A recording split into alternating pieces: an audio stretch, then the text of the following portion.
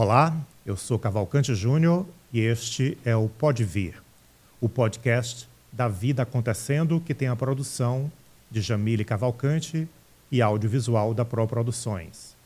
E quem senta-se à mesa neste episódio é o professor Assis de Souza Filho, o nosso cientista-chefe de recursos hídricos do Ceará. Assis, seja muito bem-vindo ao Pode Vir, é uma alegria imensa receber um amigo e um profissional que eu tanto valorizo aqui no nosso episódio de hoje. A alegria e a honra são minhas, Cavalcante Júnior, de estar aqui com você, brindando com água, né, que é o nosso objeto, inclusive, de estudo e tema da nossa conversa de hoje também. E é uma alegria esse nosso reencontro. Você sabe que toda vez que eu me encontro com você, eu me encho de alegria, né, porque é sempre muito produtivo e muito instigante as nossas conversas. É um prazer estar aqui com você hoje. Saiba que a recíproca é verdadeira e a gente vai falar sobre a falta dessa água, né? Eu sei que você é um dos grandes estudiosos da história das secas no nosso estado, então eu queria começar por aí. Assis, o que a gente pode aprender com a história das secas do Ceará? Primeiro que a gente precisa aumentar a resiliência dos nossos sistemas de recursos hídricos, do ponto de vista de produzir água. Segundo, que a gente precisa também de um mecanismo de mitigação dos impactos da falta de água. Estou falando em proteção social.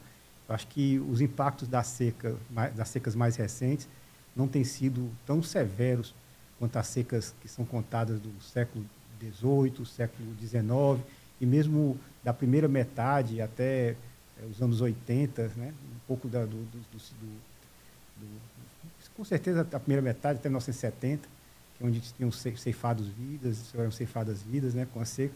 Isso não acontece mais, eu posso até comentar um pouco sobre isso, atualmente como aconteceu no passado. Eu acho que a infraestrutura hídrica de reservação e de transferência hídrica e a gestão de recursos hídricos é chave para responder à redução dessa vulnerabilidade, como também a questão da proteção às famílias, notadamente aí Bolsa Família e outros mecanismos de proteção social que ajudam, né, nessa época também da seca. Então, hoje eu acho que a sociedade está um pouco mais preparada, mas isso não quer dizer que os riscos, os perigos da seca, os impactos que as secas podem causar atualmente sejam desprezíveis, né? Ainda continua sendo um problema importante para o Estado, ainda o Ceará, o Nordeste do Brasil, e até tem se expandido para outras regiões do país, como teve a seca em São Paulo, no setor elétrico brasileiro, no Rio Grande do Sul, na Amazônia no ano passado. Então, as secas elas se tornam um fenômeno nacional, mas aqui no Ceará, principalmente, a gente teve aqui uma melhoria na capacidade do Estado estar preparado um pouco para isso, com essa resiliência. Então, explica para a gente as contribuições da ciência. O que a ciência tem feito para mitigar, para subtrair o impacto das secas, que continuam acontecendo, mas que não têm a mesma repercussão como a seca de 1878, por exemplo. Então, só para citar essas secas, né? A seca de 1877, 78, que é essa que você citou, ela de cada 6 cabeças de gado, 5 morreram no Ceará. Nossa. Naquela época, a indústria que nascia aqui no estado era a indústria da charqueada, para fornecer carne ali para a zona da mata, onde tinha o ouro branco, que era o açúcar, né? A zona da mata ali de Pernambuco. E depois disso, essas charqueadas foram para o Rio Grande do Sul. Então, quem está nos Pampas hoje produzindo gado são descendentes, muitas vezes, de cearenses ligados ao charque, porque coincidiu com a época do fim lá das missões jesuítas, e o gado das missões ficou espalhado lá nos Pampas, e os cearenses recolheram um pouco esse gado e formaram aquelas grandes fazendas no Rio Grande do Sul. A seca de 1888, 89 foi também uma seca muito severa aqui, né? Fortaleza, por exemplo, teve um dia, por doenças associadas à seca, que morreu 1.000 pessoas, 13 de dezembro de 1889. Nessa seca, por exemplo, Fortaleza tinha 26 mil habitantes, ela chegou a ter 126 mil habitantes. Então, praticamente, no período de 2 anos, a gente quintuplicou o problema da cidade. Um grande historiador cearense, o Frederico Castro Neves, diz que, e outras pessoas, né, mostram essa seca muito severa, e alguns até dizem que essa seca foi quando o problema da seca deixou de ser privado na fazenda e passou a ser público, ao impactar fortemente a sociedade, né, naquela época, Fortaleza, que começava a emergir como uma cidade importante. Já a seca de 5, a seca de 19 e principalmente a seca de 32 trouxeram severos impactos com morte de pessoas e a calamidade, as migrações, né? Os saques, que a população também se organizava para poder tentar responder e mitigar os seus impactos. A seca, então você vai ver nesse histórico de seca, a de 58, onde teve também problemas graves. Em 1970, a gente tem relatos de colegas, até do meu departamento, que era do DENOX, Departamento de Área Hidráulica Ambiental, que eles mostravam que eles, trabalhando com engenheiros do DENOX, enterravam pessoas junto com as frentes de serviço. Então, esse processo todo vai começando a ter um processo de certa mitigação desses impactos. A partir da seca de 83, ainda foi muito severa, mas quando a gente pensa em 98, que foi severo, mas não tanto quanto 83, não tanto quanto as outras, e atualmente a gente passou pela seca de 2012 a 2012 a aproximadamente 19, 20 até. Tem alguns lugares que ainda continuam em seca, por isso que é até um pouco incerto, mas o impacto das secas nas cidades, não houve colapso de abastecimento, apesar de muitas cidades chegarem a ter quase um problema mais grave, mas não teve colapso. Fortaleza passou incólume a essa seca. Então, o que foi que avançou? Eu acho que avanços importantes. Primeiro, acho que o primeiro avanço importante do lado da engenharia foi exatamente a construção de sistemas de reservatórios. Porque a água aqui no semiárido, o semiárido que é característico do semiárido. O semiárido aqui do Ceará tem 90 centímetros, 0,9 metros de chuva e evapora 2,4 metros. Então, se a água fosse distribuída uniformemente no tempo, não sobraria uma gota d'água, porque o nosso consumidor maior, que é o sol, evaporaria tudo. Se você pegar uma piscina lá em Tauá, com 2,4 metros de profundidade, a evaporação leva essa água toda. E só choveria aí um metro. Então, essa nossa evaporação é muito severa. Por que é que tem água nos rios? Porque essas precipitações acontecem em 3, 4 meses do ano. Então, chove tudo em 3, 4 meses, e aí, com isso, você consegue gerar escoamento. Então, durante o segundo semestre, os nossos rios são intermitentes, são secos, porque a gente não tem um aluvião muito... Nossa água subterrânea também só vai existir em pontos aqui do estado. Você vai ter no centro do estado o que a gente chama de depressão sertaneja, que é uma região com um solo muito raso, de 1 metro, e não dá para armazenar muita água nesse solo. Então, tudo que chove escoa. Por conta disso, a forma de que você não pode armazenar no subsolo, toda a água passa em 3, 4 meses, e depois não tem mais, a forma de resolver esse problema é estocar água em reservatórios. Então, foram construídos aqui uma rede de reservatórios importante no estado do Ceará. Hoje a gente tem uma capacidade de acumulação de 18 bilhões de metros cúbicos.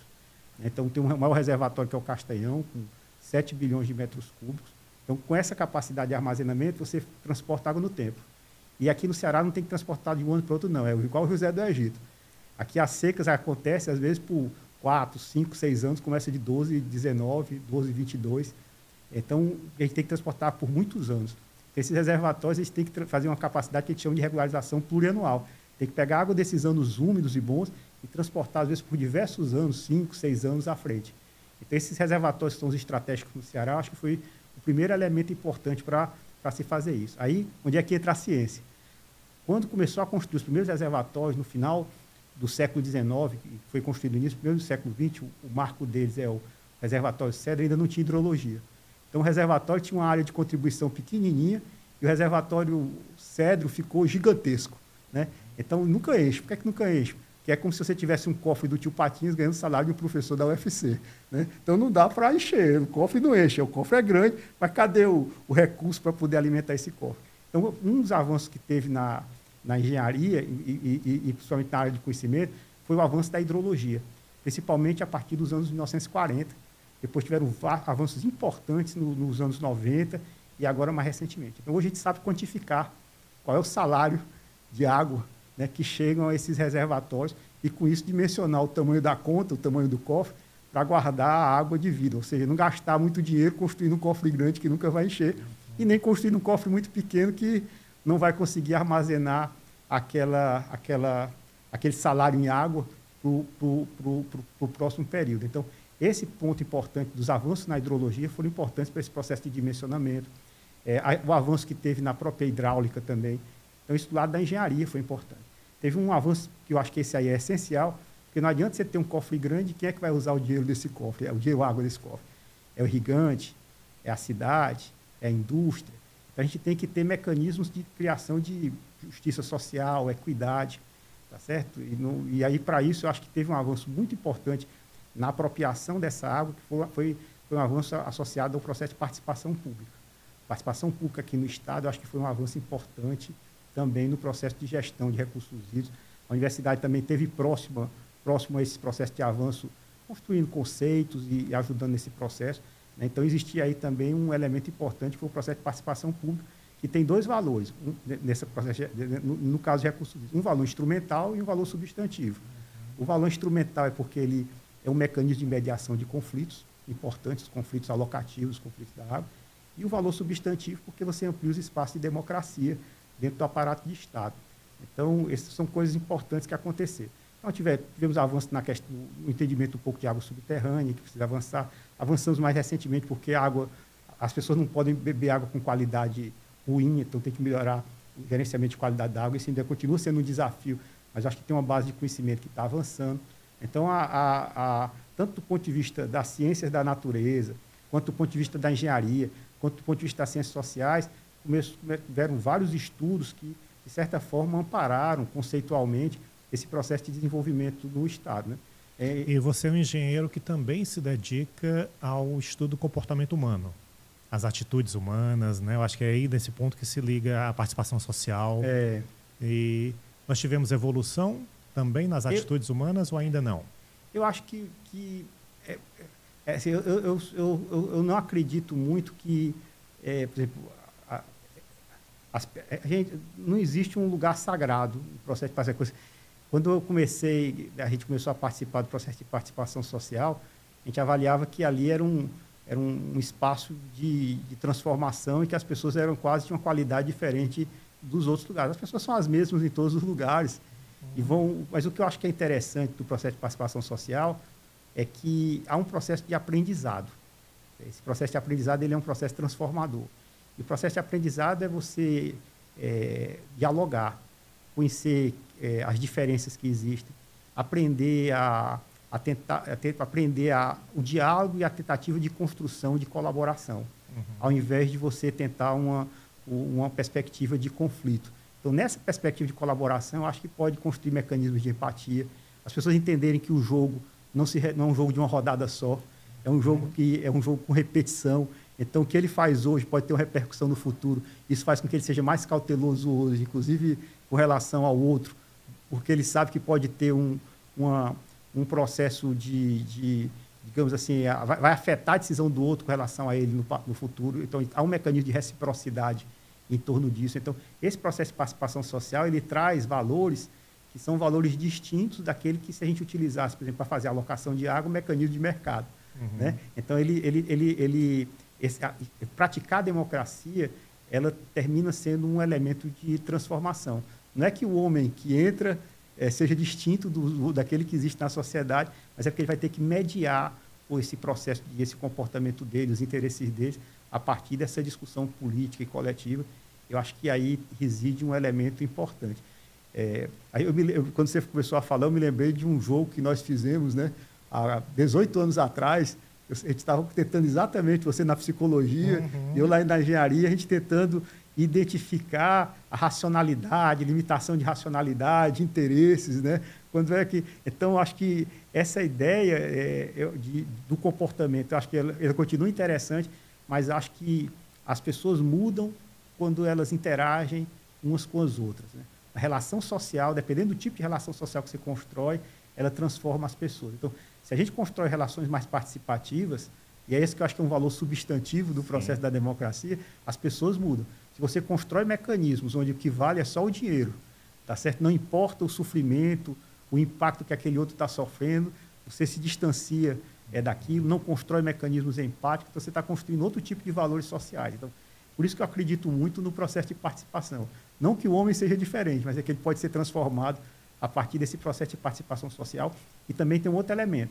No processo político de participação social, há um conjunto de valores mais amplos do que aquele no mecanismo de mercado, na questão da alocação de água. Enquanto o mecanismo de mercado é só o valor financeiro, ali eu não chamo nem de uma eficiência econômica mais ampla.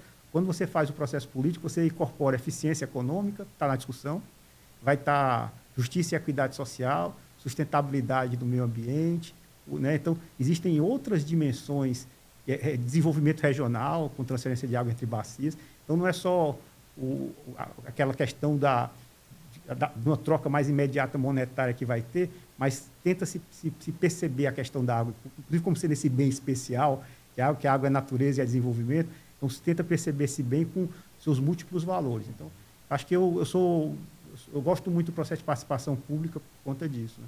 E no campo da participação, nós somos também responsáveis, né? E nós somos responsáveis pela produção, por exemplo, da emergência climática. Sim. Como é que você tem lido essa relação do humano com a emergência climática Essa, inclusive, e a necessidade da nossa mudança enquanto humanos? Eu acho que essa construção que você está fazendo, ela permite, talvez, dizer algumas coisas. Primeiro, que quando eu estou falando aqui muito em gestão e participação, eu estou muito no olhar local de uma bacia hidrográfica. Mas esse olhar local de uma bacia hidrográfica tem que dialogar com esse olhar mais global. Porque o impacto da mudança climática não é um impacto que acontece em um só lugar, ele acontece no planeta como um todo. E ele vai condicionar o que vai existir em cada um dos lugares. Então, eu avalio que hoje, primeiro, a gente está já numa situação de gravidade extrema. Existe uma meta de que o planeta aqueceria em torno de 1,5 grau. E a partir da última COP, da COP30, COP28, a gente não avalia, que são essas convenções, essas reuniões que acontecem anualmente das partes que assinaram o protocolo aí, de mudança climática.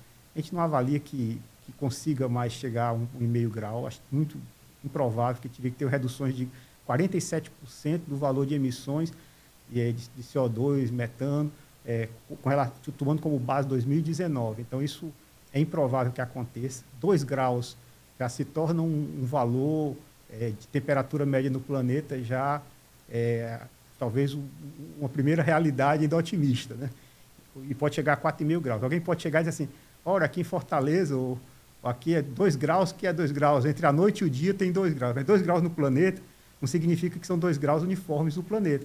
Tem regiões que vão aquecer pouco aquecimento, como próximo, possivelmente, aos oceanos, e tem região que vai ter aumento de 12 graus, né? E tem regiões que isso vai acontecer no verão, com ondas de calor mais significativas. Na Europa já está tendo um impacto mais severo. Esses 2 graus mudam a circulação da atmosfera. Já tem estudos que saíram recentemente, inclusive na revista Nature, que está mostrando que esses impactos que estão acontecendo, inclusive aqui no Brasil, tem um efeito ligado ao El Niño, fortemente, mas o efeito do El Niño está sendo intensificado já pela mudança do clima, que nos relatórios falam até em like El Niño, como El Niño, né? Então, essa situação como El Niño deve permanecer, deve ocorrer com mais frequência do que aconteceu no passado. Então, com isso, você vai ter aqui uma tendência forte no Brasil de secas no nordeste do Brasil e no leste da Amazônia, possivelmente pegando também toda a Amazônia. Ondas de calor em uma região um pouco mais seca no sudeste e o sul do Brasil com mais enchentes, né? Esse ano, por exemplo, é o impacto do El Niño com a cara da mudança do clima. Eu vou querer saber mais sobre esse impacto depois do nosso intervalo, que é o intervalo literário. E nesse intervalo a gente convida, né, você para trazer um livro que você gostaria de recomendar para quem está nos assistindo ou nos ouvindo. O que você trouxe para recomendar hoje? Bom, eu trouxe exatamente dialogando com o que nós estávamos conversando, esse livro, Enfrentando o Antropoceno. Mostra aqui para a gente, por favor. Enfrentando o Antropoceno, inclusive inspirado até numa... Eu sei que você leu esse livro, né? Então, Enfrentando o Antropoceno, de autoria do Ian Angus. Isso. Publicado pela Boitempo. Exato. Esse livro é um livro muito, muito interessante. Ele trabalha em 3 sessões, esse livro. A primeira sessão é exatamente contando essa história que eu estou contando, mas não só olhando a mudança climática, olhando a mudança no sistema terrestre como um todo. A mudança climática, que é um vetor muito importante, os impactos que tem na biodiversidade, e a biodiversidade, muitas vezes, as pessoas no seu utilitarismo, né, pensam que o que é que eu tenho a ver com o mico-leão dourado ou com o peixinho. Na realidade, a natureza presta um serviço ambiental gigantesco para a humanidade. Então, mesmo quem é utilitarista tem que se preocupar com isso, porque esse serviço ambiental é que garante que os rios têm uma capacidade de autodepuração do corpo d'água, você tem peixes, você tem uma série de serviços que a natureza presta para a sociedade. Então, isso é um fato importante, né? Então, você vai ter queda de biodiversidade, mudança do clima, acidez dos oceanos com perda de corais. Então, ele vai mostrar um pouco e contar essa história. Na segunda parte do livro, ele discute essa questão da socioeconomia e da geopolítica, como é que essa indústria, principalmente do CO2, de produção aqui com base nas cadeias de carbono, da indústria do petróleo, ela se expandiu, se criou. E na terceira ele vai discutir algum tipo de solução que pode ser trabalhada a partir dessa questão. Então, é um livro muito interessante, que ele dá uma visão atual, com boas referências bibliográficas, e eu acho que uma boa referência para essa discussão dessa mudança do antropoceno, né? Que a gente está saindo do Holoceno para o Antropoceno, né? Desse período interglacial para uma ação onde o homem se tornou uma força geológica. Então, essa é a sugestão do professor Assis de Souza Filho, cientista-chefe de recursos hídricos do Ceará, que é o livro Enfrentando o Antropoceno. Um compromisso que todos nós estamos vivendo agora, nós precisamos enfrentar, encarar esse antropoceno. E Assis, eu queria voltar então para o El Niño e trazer para um contexto local, né, Fortaleza, Ceará, estamos todos vivendo, né, o aquecimento, sentindo, né, o aquecimento aqui no nosso estado, e nós temos uma expressão que nós usamos muito no Ceará, que é o bonito para chover. Então, fica bonito para chover, mas não chove. Qual é a relação disso com o El Niño?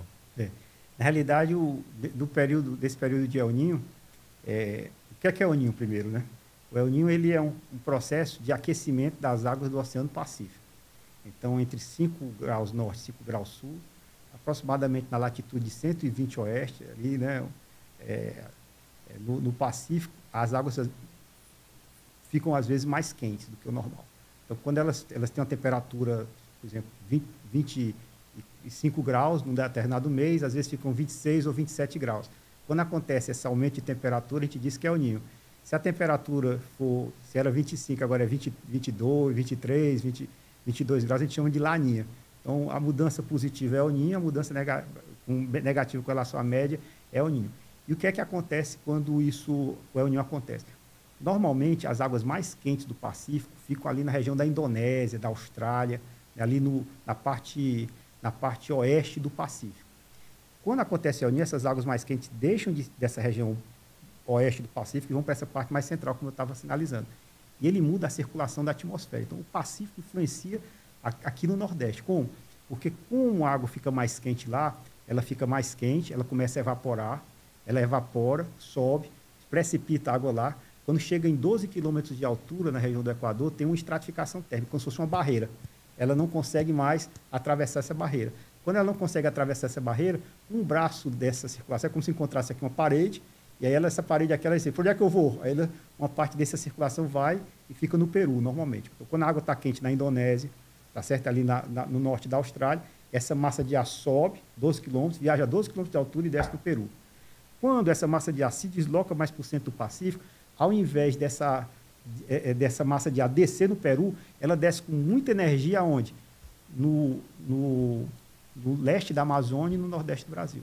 Então, quando agora aqui essa umidade quer subir, essa parcelinha de água agora quer subir para poder precipitar, essa massa de água empurra para baixo essa parcela de ar e não deixa ela subir. E essa parcela de ar precisa subir para se resfriar, se expandir, condensar e gerar precipitação. Então, o Pacífico termina influenciando o que está acontecendo aqui no nordeste do Brasil.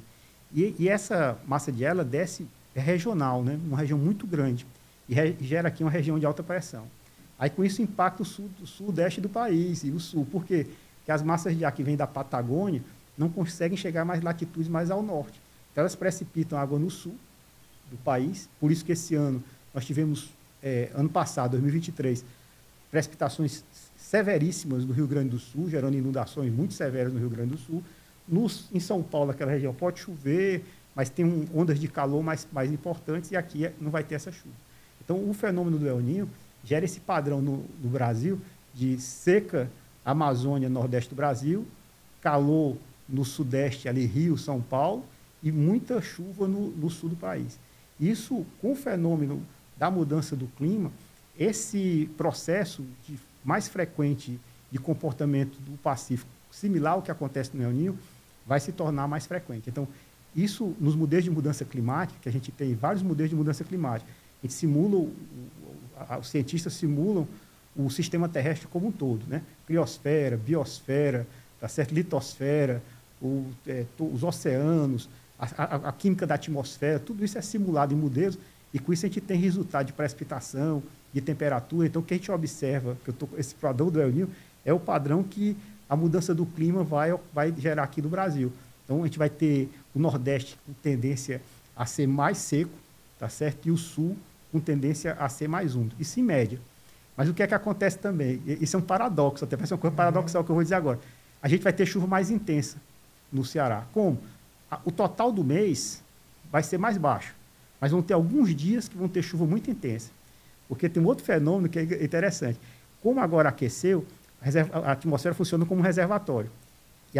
E o tamanho desse reservatório depende da temperatura. Se tem mais temperatura, o reservatório é maior.